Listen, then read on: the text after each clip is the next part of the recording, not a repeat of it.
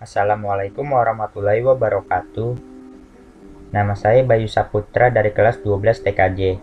Pada video sebelumnya yang telah saya buat, saya sudah menjelaskan secara singkat apa itu cPanel dan kegunaannya serta kelebihan dan kekurangannya. Nah, pada video kali ini yang saya akan menjelaskan fitur-fitur yang ada pada cPanel. Langsung saja kita masuk ke menu login dari cPanel. Selanjutnya, masukkan username cPanel dan password, kemudian login. Nah, tampilan ini adalah tampilan utama dari cPanel. Pada bagian atas, terdapat menu search untuk mempermudahkan kita mencari fitur yang akan kita gunakan. Selanjutnya ada user preference, yaitu untuk mempermudah pengaturan utama cPanel ini. Dan ada notification untuk memberitahukan kita apabila ada update dari cPanel, serta logout yang digunakan apabila kita setelah memakai cPanel kemudian kita logout dan kembali ke menu login. Di sebelah kiri terdapat home dan user manager. Home ini apabila kita klik maka akan kembali ke menu utama seperti ini. Sedangkan user manager yaitu digunakan untuk menambahkan satu atau lebih user yang dapat mengakses alaman cPanel. Selanjutnya, di bagian sebelah kanan terdapat general information dan statistik. General information ini berisi informasi umum seperti current user yang berfungsi untuk menampilkan informasi nama user yang terdaftar sebagai admin cPanel. Primary domain, yaitu informasi yang berisikan nama domain yang kita daftarkan. Shared IP address, itu dapat kita gunakan untuk alternatif mengakses website. Home directory, apabila kita menuju home, maka kita akan dibawa ke directory ini. Last login IP address, yaitu digunakan untuk memantau di mana dan siapa mengakses cPanel saat terakhir digunakan. Theme ini adalah petunjuk tentang tema apa yang sedang aktif. Serta server information, yaitu berisikan informasi tentang detail server yang kita gunakan. Kemudian setelah general information ada statistik. Nah, di dalam statistik ini ada aliases, ada domain, disusage, MySQLi disusage, Postgre SQLi disusage, bandwidth, subdomain, email account, mailing list, autoresponders, forwarders, email filters, FTP account, MySQLi database, Postgre SQLi database, CPU usage, entry processes, physical memory usage, IOPS, atau IO usage, dan terakhir ada number of process. Kemudian di bagian tengah ini terdapat beberapa fitur yang ada di cPanel. Pertama ada file, get backup, database, SEO and marketing tools, domain, email, metric, security, software, advanced, preference, include host, website builder atau themes, Softa Colors apps installers. Nah, yang pertama file. Di dalam file ini ada file manager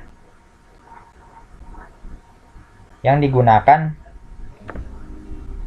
untuk mengatur file. Bisa juga digunakan untuk tempat upload file tema website kita.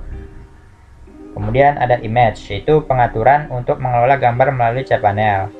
Selanjutnya directory privacy, itu untuk menjaga keamanan sebuah folder dengan cara menambahkan username dan password di folder yang akan dilindungi.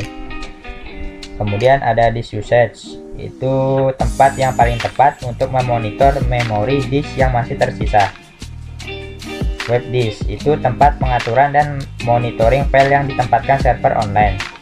FTP account, untuk menambah atau mengurangi akun FTP. FTP connection, tempat melihat akun FTP yang sedang aktif mengakses cPanel. backup, membuat cadangan data agar bisa digunakan ketika kemudian hari terdapat masalah yang menyerang file-file website kita. Sedangkan backup wizard ini adalah tempat di mana kita dapat melakukan backup ataupun mengembalikan file-file website dengan cepat dan mudah dilakukan. Selanjutnya adalah Jet Backup. Jet Backup ini memungkinkan kita untuk membuat cadangan akun cPanel kita dengan cepat dan efisien melalui cPanel remote atau incremental backup lokal serta skema cadangan lainnya. Di dalam Jet Backup ini terdapat full account backup yang berfungsi untuk melakukan restore seluruh website ke tanggal tertentu. Kemudian ada file backup. Pada file backup, kita bisa mendownload atau restore file di dalam directory kita. Kemudian ada cron job backup. Pada cron job ini berfungsi untuk mendownload atau restore cron job yang kita pilih. Kemudian ada DNS zone backup. Pada DNS zone backup dapat mendownload atau restore konfigurasi DNS yang kita miliki. Selanjutnya ada database backup. Pada database ini berguna untuk mendownload atau restore database yang akan kita pilih. Kemudian ada email backup, Vue, snapshot, GDPR, compliance, dan setting.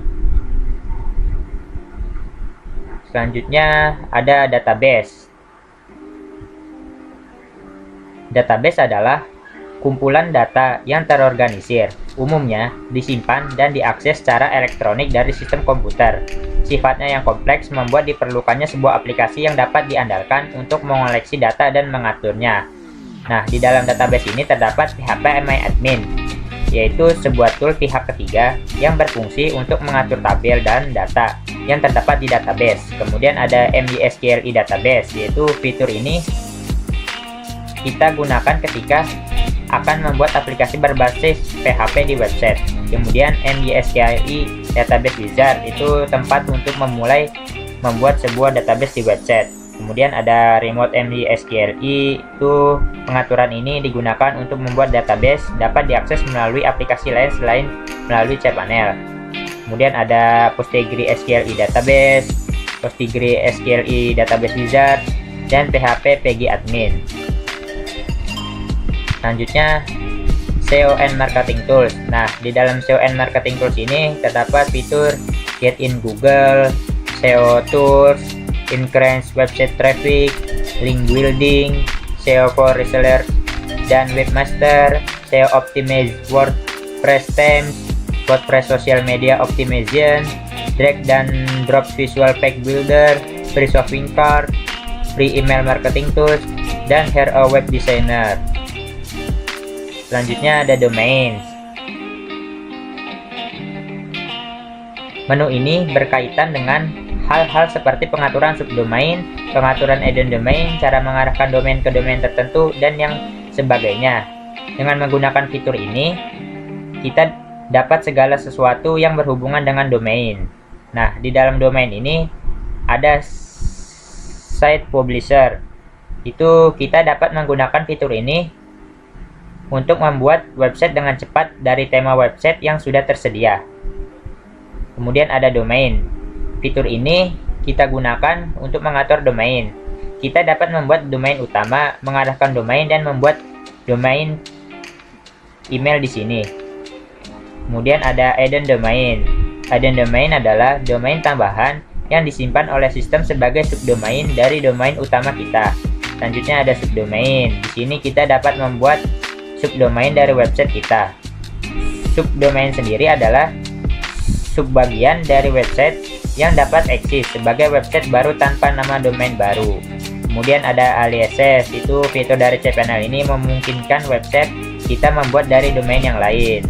Kemudian ada redirect, itu memungkinkan kita untuk mengirim pengunjung suatu domain atau sebuah halaman dari website ke domain tertentu.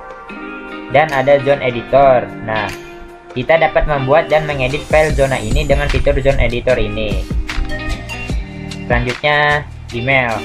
Nah, dalam email ini ada fitur email account. Itu dengan fitur ini kita dapat membuat alamat email, mengkonfigurasi email, mengubah kata sandi email, dan mengakses web email. Kemudian ada forwarder. Nah, dapat forwarders ini kita dapat mengatur jalur email masuk ke satu akun yang menurut kita mudah dipegang, sehingga dengan satu email kita dapat memantau email dari berbagai divisi secara bersamaan. Kemudian ada email routing. Email routing ini meneruskan email yang masuk ke domain menuju server tertentu. Selanjutnya ada autoresponders. Itu fitur ini untuk membuat atau melakukan perubahan email balasan otomatis. Kemudian ada default address. Itu pengaturan ini untuk dapat mengarahkan setiap email yang dikirim ke alamat email yang tidak valid untuk email domain kita. Kemudian ada mailing list. Dengan fitur ini kita dapat mengatur sebuah mailing list yang dapat mengirim satu email untuk semua anggota yang ada di list tersebut. Kemudian track delivery. Itu menjelaskan status pengiriman email. Kita dapat mengetahui apakah email tersebut sudah terkirim atau yang mengalami masalah. Kemudian ada global email filters. Itu kita dapat membuat dan mengelola filter email untuk akun email utama. Selanjutnya ada email filter. Itu memungkinkan kita untuk mengatur ketentuan yang dapat mencegah masuknya email berisikan konten yang isinya tidak kita kendaki. Selanjutnya ada email deliverability. Itu untuk mengurangi jumlah email yang dikirimi dari server yang akan langsung menuju ke folder spam. Kemudian ada address importer. Ini dapat digunakan untuk impor beberapa alamat email di akun kita. Format file yang didukung adalah dengan ekstensi .xls dan .csv. Kemudian ada spam filter. Ini pengaturan filter terhadap email yang berpotensi sebagai spam. Kemudian ada email marketing, encryption. Nah, encryption ini pengaturan untuk menambahkan enkripsi terhadap email kita. Hal ini untuk mencegah email dibaca oleh pihak yang bukan kewenangannya. Untuk membaca email itu, enkripsi berisikan sebuah password yang hanya diketahui oleh kita. Kemudian ada bootstrapper. Bootstrapper ini melindungi kotak masuk email kita dari email spam. Cara kerjanya dengan mewajibkan semua pengirim email yang tidak ada di daftar putih kita membalas email verifikasi sebelum kita menerima email mereka. Selanjutnya ada konfigurasi gray listing, calendar and contact, email disusage. Nah, fitur selanjutnya ada matrix. Fitur cPanel yang satu ini memungkinkan kita untuk melihat statistika dan analitik untuk domain kita. Fitur matrix ini membantu kita mendapatkan ide tentang kinerja kita dan mengoptimalkan kualitas website. Kita dapat melakukan monitoring terhadap setiap aktivitas yang akan berpengaruh ke jumlah kunjungan website kita. Nah, di dalam matrix ini terdapat menu visitor. Itu untuk menampilkan hingga 1000 entry terbaru di log Apache untuk website yang kita miliki. Kemudian ada errors. Itu fitur ini dapat menampilkan maksimal 300 entry terbaru di log kesalahan pada website. Kemudian ada bandwidth. Nah, di sini memungkinkan kita melihat penggunaan bandwidth untuk website kita. Selanjutnya ada Review Access. Review Access ini fungsinya untuk melihat siapa saja yang telah mengunjungi website kita tanpa menampilkan grafik. Selanjutnya ada Auth-Stats. Fitur yang berisikan statistik jumlah kunjungan dalam bentuk grafik. Analog Stats itu menampilkan data hanya berupa angka-angka saja. Kemudian ada Webalizer. Itu berisikan data statistika yang lebih kompleks dan menampilkannya dalam bentuk grafik. Kemudian ada Webalizer FTP. Jika pengunjung website menggunakan FTP, maka statistiknya akan ditampilkan di dalam fitur ini. Selanjutnya ada Matrix Editor. Itu digunakan untuk memilih jenis statistik mana yang kita gunakan untuk melihat statistik. Kemudian ada Google Rankings, Resource Usage. Selanjutnya ada Security. Nah, faktor keamanan menjadi hal yang krusial untuk diperhatikan dan patut kita jadikan salah satu prioritas. Ketika website mengalami serangan, website yang telah dilengkapi dengan sistem keamanan akan cenderung lebih aman dan meminimalisir potensi kerusakan website yang masif. Nah, di dalam security ini terdapat menu SSH Access. SSH Access ini menjadikan kegiatan transfer file lebih aman dan memungkinkan kita untuk login ke server website kita dari jarak jauh melalui internet. Kemudian ada IP Blocker, yaitu digunakan untuk memblokir terhadap alamat IP yang aktivitasnya mencurigakan dan cenderung dapat berpotensi untuk merusak website. Selanjutnya ada SSL atau TLS. Itu fitur ini memungkinkan kita untuk mendapatkan sertifikat SSL, permintaan penandatangan sertifikat, dan kunci pribadi SSL. Habis itu ada manage API token, hotlink protection. Ini fitur ini untuk mencegah website lain untuk secara langsung memuat data dari website kita. Selanjutnya ada Let's Protection, SSL atau TLS status, Let's Encrypt SSL, dan Immunify 360. Yang selanjutnya ada software. Nah, ketika kita sudah memulai website dengan fungsi yang kompleks, maka tentunya juga dibutuhkan aplikasi-aplikasi pendukung agar website kita dapat berjalan sesuai dengan keinginan. Oleh karena itu disediakan fitur software ini.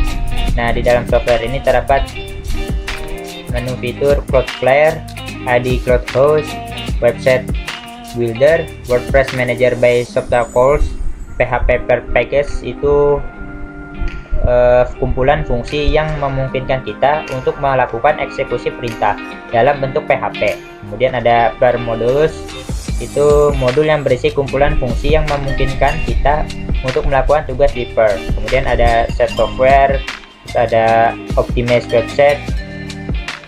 Optimize website ini dapat mengoptimalkan kinerja website dengan mengubah cara Apache menangani permintaan. Kemudian ada multi PHP manager, itu digunakan untuk mengatur PHP dalam website. Selanjutnya ada multi PHP ini editor, itu untuk melakukan perubahan terhadap file-file. Kemudian ada free shopping cart, ada WordPress themes, ada Softacles apps installer, setup Node.js apps, select PHP version, setup Python apps, setup Ruby app. Kemudian ada advance. Nah, pengaturan pada advance ini bertujuan untuk memberikan pengaturan fungsi yang lebih lanjut di website kita. Di sini kita dapat melakukan pengaturan terhadap perintah-perintah tertentu dengan cara menjalankannya, sehingga untuk melakukan scanning virus di website. Nah, di dalam advance ini terdapat Let's Pet Website Manager, terus cron jobs. Nah, cron jobs ini memungkinkan kita untuk menjalankan perintah tertentu pada periode waktu tertentu secara otomatis. Kemudian ada track DNS, digunakan untuk mengetahui DNS pada domain kita. Terus ada indexes, itu fitur yang memungkinkan kita untuk menyesuaikan cara direktori akan dilihat di website. Kemudian error page, itu di sini akan diinformasikan kepada pengunjung ketika ada masalah mengakses website kita. Setiap jenis error memiliki kode tersendiri. Kemudian ada Apache Handlers, itu digunakan untuk mengontrol bagaimana perangkat lunak server website Apache mengelola file tertentu untuk website kita. Kemudian ada Mime Types. Nah, Mime Types ini memberitahu browser cara mengenangi ekstensi tertentu. Selanjutnya Preference. Nah, di opsi Preference ini kita dapat mengubah beberapa pengaturan dasar cPanel. Pengaturan ini mencangkup pengaturan password, bahasa, tema tampilan cPanel, kontak untuk narahubung ke website kita, dan mengatur user yang dapat mengakses cPanel. Nah, di dalam menu preference ini terdapat password dan security yang digunakan untuk melakukan perubahan terhadap password login ke cPanel. Kemudian ada change language, itu fitur untuk mengganti bahasa yang ada di cPanel. Kemudian ada change style, itu untuk mengubah tampilan tema cPanel. Kemudian ada contact information, berisikan informasi kontak dari website kita. Terus user manager, itu untuk menambahkan ataupun mengurangi user yang dapat mengakses website. Oke, selanjutnya ada It Cloud Host Website Builder. Ini untuk membangun website dengan cepat dan praktis. Selanjutnya ada Softacles Apps Installer. Ini adalah sebuah aplikasi yang digunakan untuk melakukan instalasi software-software tertentu yang dapat berjalan di website kita. Aplikasi yang dapat diinstal misalnya aplikasi CMS seperti WordPress, Joomla, Drupal. Aplikasi untuk membuat toko online, dan aplikasi lainnya yang membuat website kita semakin menarik untuk dikunjungi. Di dalam Softacles Apps Installer ini ada script, itu aplikasi sudah tersedia tanpa adanya kategori. Ini Terus ada kategori, itu aplikasi tersedia dalam bentuk yang sudah dikategorikan. Nah, oke, cukup sekian penjelasan mengenai fitur-fitur cPanel dari saya. Apabila dalam menjelaskan saya kurang jelas dan kurang lengkap, mohon dimaafkan karena saya juga masih belajar. Terima kasih yang sudah menonton ini. Wassalamualaikum warahmatullahi wabarakatuh. Bye.